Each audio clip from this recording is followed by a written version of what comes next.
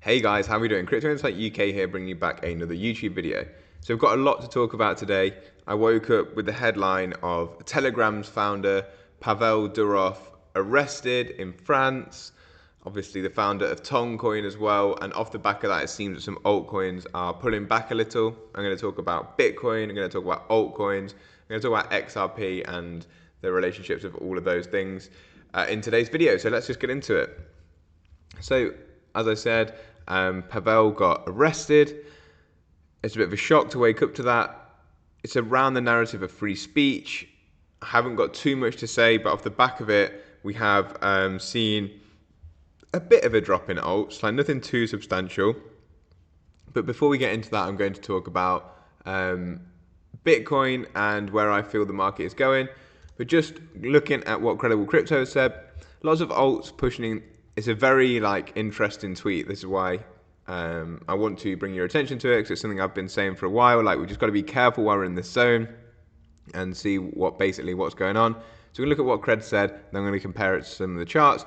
Lots of alts pushing into high time frame resistance on these moves up, while Bitcoin spot is selling off and keeping perps high, keeping us afloat.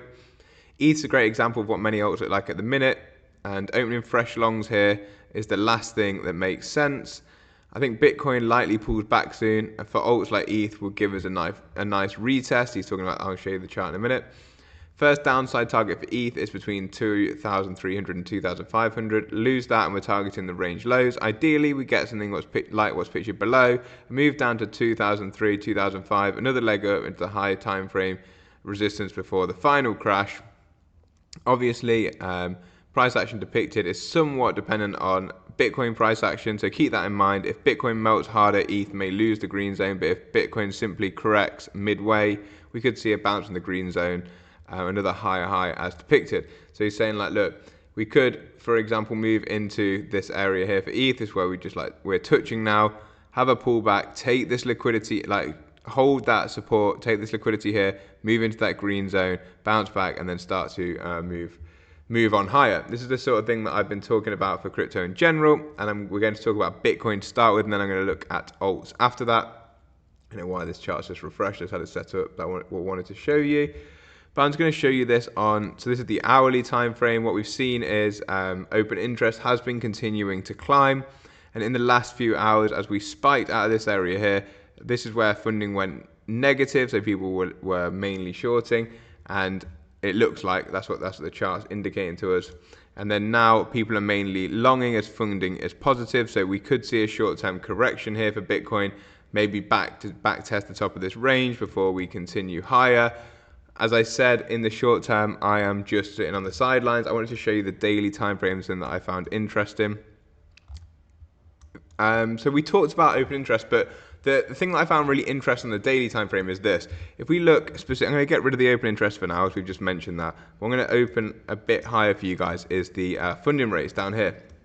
On the daily time frame, these are super interesting to me. If you look, the last time when we were consolidating this low funding rate area, I'm going to show you on just with a horizontal line, just to see if I can make it a bit more obvious what I'm saying. So here, look, we accumulated in this sort of area here. That was right at the lows here for Bitcoin. It's 25k. Do you remember when we were in the 25k region? Everyone thought we were coming down to 12k from here. They thought, this was a fake out, basically. They thought we had this long period of pushing up from the bottom. Then we were in this for ages, and I remember the sentiment was so low in here, and it kind of feels like a little bit like now, to be honest.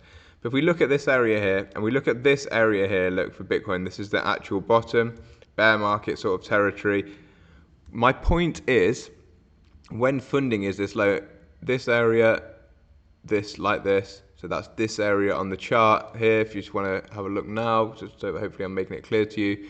Between the the 25,000 region, I think it was August into September of last year. Then obviously the lows in November 22, going into early 23. Let's get rid of that.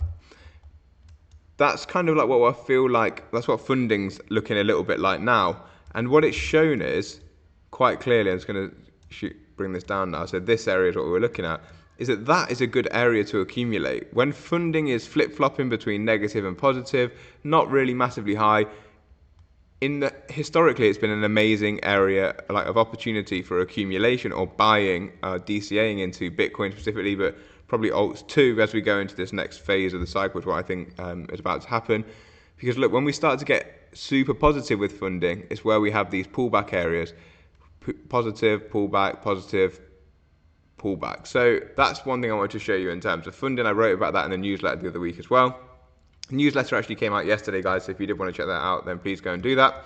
So we also just talked about open interest rising as Bitcoin moved up, the open interest is still there. So the thing that's very interesting is that if we use trading different on the hourly, we can see that there's actually loads of open interest and liquidity building above us. So I said, I don't think it will be long before we do test this area. Do we have a pullback first for Bitcoin? Yes, maybe. We've got like quite a big open candle here that we could come back and quite easily test. That would coincide with the top of the old range. So like I would be looking, if we are going to pull back like into this range, that's 61 to 63k sort of area for Bitcoin in the short term for a pullback if we get it. But as I said, and this is why it's a but and an if, and this is why I'm on the sideline, we can see that since, well, basically it picked up more probably around 9 a.m. My time, which is Dubai, yesterday, 9 a.m. in the morning. People started shorting more. So this liquidity above us is people in short positions where their stop losses, where they'd be taken out. More and more, the thickness of the candles, like the reddy color, that's means there's more people shorting. Like that's denser area of liquidity. So we've got people shorting quite a lot from here. That was 11 a.m. yesterday. And then, as I said, from about 9 a.m. onwards, we've got loads of extra shorts added. So this is an area that I do think we will see price action move into. Another interesting point that I'd like to make is we've been talking about this potential area below us down here that I said would be a good retest opportunity, a good area to buy. I actually target in this area myself, but just below that there was some liquidity, but there's no way near as much liquidity in this section as there is above us, and we're really close to liquidity above us as well. So I would think maybe we do come down here and this would increase massively if we did and we started to take some liquidity, but maybe we just actually plow through this.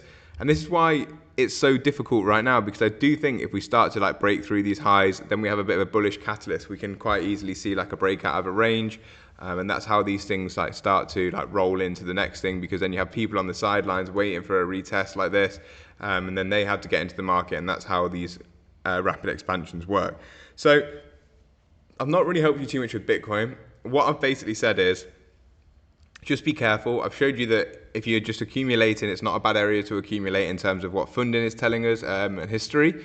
But in the short term, it's looking quite like we could move in either direction, and I've given you the reasoning for that.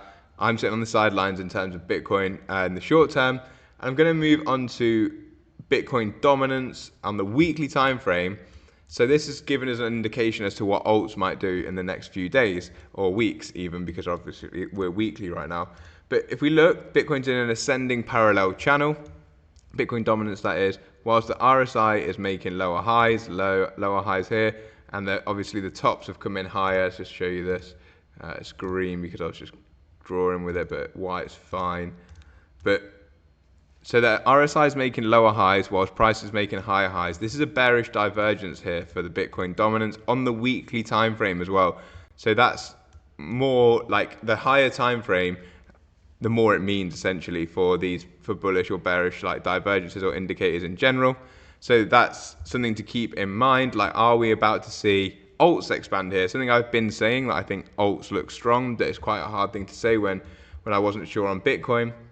What the perfect scenario for alts is Bitcoin and the total market cap of crypto increases whilst Bitcoin dominance falls. In that world, alts massively outperform, and we start to see some big bullish candles for altcoins. So just finishing off, then we're going to look at XRP, and we're going to look at XRP on its own first against the dollar, and then we're going to quickly just check on XRP against Bitcoin, then XRP against Ethereum. So looking at XRP actually against the dollar here, I'm just going to show you this because it was something that I reported on earlier. Just get us on the hourly time frame. Again, we've got a hidden bullish divergence here for XRP, where the RSI has made a lower low, but price has made a higher low. So that's a hidden bullish divergence there for XRP in terms of price action. interesting. Whilst we're basically holding higher lows in terms of price, oscillator's got some more space to move up. Keep your eyes on, basically, is what I'm saying. It all depends on Bitcoin, because if Bitcoin nukes and really like has a flush out, alts will probably suffer worse. But if Bitcoin dominance is telling facts, and then some of the capital might rotate from Bitcoin into alts, but oftentimes when Bitcoin pulls back, alts pull back too, and normally harder. So this is what we're watching out for. In terms of wave count, this is where we are. The other thing that I said on Twitter this morning is it just means, I don't know if my wave count is definitely like true. Like we could be having an ABC like this, a long ABC after this wave one impulsive move. The A leg could be like there, and the B leg could take us up here, and the C leg could take us down into here, which would then mean that we've got to start our wave one impulsive. For example, it could look like this. Sorry, I'm trying to do this while we're talking. So this is what could happen. This is what it could look like. For goodness sake, I'm gonna move all the waves, all the 5 waves, obviously. So it could look something like this if my waves aren't drawn incorrectly, because this would be the bottom of wave 2 would actually be down here. So we could get something like that play out, depending on whether my subwaves are drawn correctly and what actually happens next in the market. As I said, we'll get confirmation once we start to breach above the 65-cent level, and real confirmation if we start to get above the 76. Then we can start getting into party land. But what we need to get confirmation on first is Bitcoin against ETH and Bitcoin against XRP, against ETH, and XRP against Bitcoin. These are the really important ones for me. Again, we've got a bullish divergence here for Bitcoin against for XRP against Bitcoin on the hourly time frame. XRP setting a lower low against Bitcoin, whilst the RSI is setting a higher low. And we've just lost this area here, but we are finding a double bottom with the bottom of the range that we found previously on the 11th of August. So there's pros and cons to all of this. I've been talking about this a lot on X. I've shared this chart multiple times for you. We want the weekly close above this 0.93 level, 0.5093. Are we going to get it this week? It doesn't look like it at the minute, but we've still got 13 hours left on this weekly candle, and we know that anything can change in crypto. So we are still finding resistance up at this white line, and that's the one we really want to close above, because that's the one where the explosive price action comes after. Similar with XRP against Ethereum, we're just banging our heads on that resistance at the minute. Doesn't mean that we will reject it. It doesn't mean that we will follow through. It just means that currently we're banging our heads on it as resistance. So we need to just keep monitoring and see what happens next. As for alts in general, this is the altcoin market cap. We've talked about this before. We are creating like a bull flag, bull pennant sort of pattern that we'll hopefully see a breakout of very soon. And the weekly RSI on the altcoins, so this is total 2, which is everything apart from Bitcoin, is holding a key level of support on the RSI, where we basically started our impulsive move from out of the Wyckoff accumulation. And I've shown you this Wyckoff accumulation multiple times. See if we can get it lined up. I don't know if I'll get this right now while we're talking. So roughly looks like this. Look, if we look at the maybe look at this full screen, might make it a bit more clear for everybody. There, that's what we're looking at in terms of Wyckoff accumulation, where the back test into this last point of support and the sign of strength area. We're holding that now. The RSI is waiting for a catalyst, in my opinion, to break out here. It could still be a week or 2 weeks before we see any real bullish price action. Again, as I've iterated loads of times on YouTube, September I'm a little bit like cautious of, but getting into October is when I really think that things will start moving, and that could come earlier depending on a lot of different factors. But as I said, the DXY looks oversold. I feel like that will have a short-term bounce. That might run over into crypto in a negative way. The S&P looks like it could have a little bit of a pullback, as I said. But the Fed and the Treasury are waiting for that green light, like a little pullback in the S&P to really bazooka the markets with liquidity. And I think that will trigger central banks around the world all to ease and start to flush liquidity into the market at the same time. And then I think we'll see a huge, huge bull run. That is genuinely my opinion. We could actually front run this with Bitcoin and crypto specifically, because I don't think it's really moved yet. Whereas gold, for example, has had this big move up off $2,000 to $2,500. Looks a little bit overbought at the minute. Gold, bearish divergence there as the RSI is setting a lower high and prices setting a higher high. This is why I think there's potential that crypto could front run everything, because we could see some of the liquidity from gold rotate over into crypto, allowing crypto to really start to get that ball rolling, and then the liquidity flushes in. This would be a perfect scenario, and we really start to see an explosion in crypto. So there are all my thoughts. I hope you appreciate that it's a tricky time in terms of short term, but like a month or two down the line, and I've got a completely different tone, because I think we're about to see election season. We're about to see, I don't want to say up only season, because I feel like it's a bit like maybe misleading, but we're about to see, as Raoul Pal might call it, the banana zone. We're very close, in my opinion, providing we don't see like a world war or something drastic doesn't happen. But let's see. If you enjoyed the video, guys, please do let me know in the comments. Please subscribe and hit the like button, share it with a friend. Peace up, A-Town down, as CryptoInsightUK would say.